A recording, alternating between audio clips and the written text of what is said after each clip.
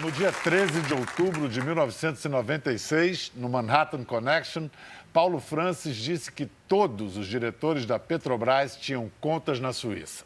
Os diretores da Petrobras, todos põem o dinheiro lá. Tem contas de 60... Um amigo meu... Olha que dá processo esse troço. Um amigo meu, advogado, almoçou com um banqueiro suíço e disse, olha, bom mesmo é brasileiro, viu? Porque esses milionários aí, esses árabes, eles põem $1 bilhão, $2 bilhões, mas uma semana depois eles tiram.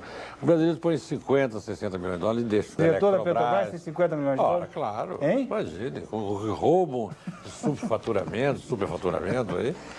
Eu tô quieto. É a maior quadrilha que já existiu no Brasil. Diretores da Petrobras, alguns diretores da Petrobras, resolveram me processar por $100 milhões.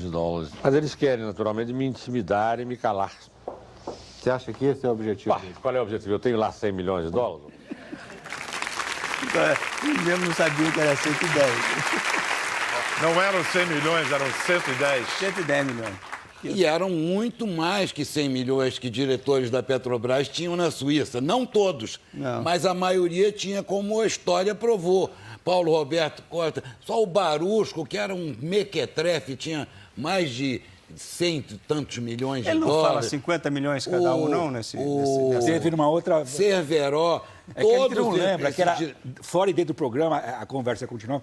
De fato, a gente está certo. Ele erra os números, mas erra na avaliação do estrago. Era ele já percebeu o cheiro do... Já tinha um esquemão na Petrobras desde essa época, né? Você foi atrás, né, Lucas? Não, Anos depois você chegou na juíza. Depois, quando começou a Lava Jato, eu comecei a fazer, a gente começou a procurar e encontrou uma nota no Anselmo, dizendo que em 2001, olha, 5 anos depois do Francisco,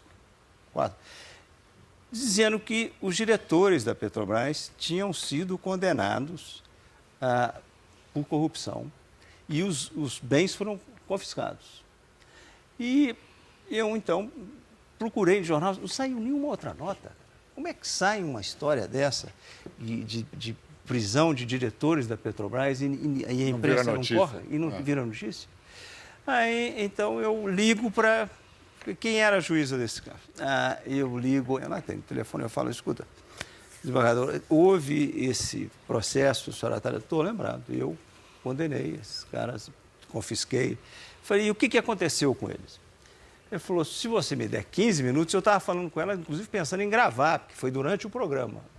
Ela falou, se você me der 15 minutos, eu vou lá embaixo. E descubro o que aconteceu. Ela voltou e falou, olha, mistério.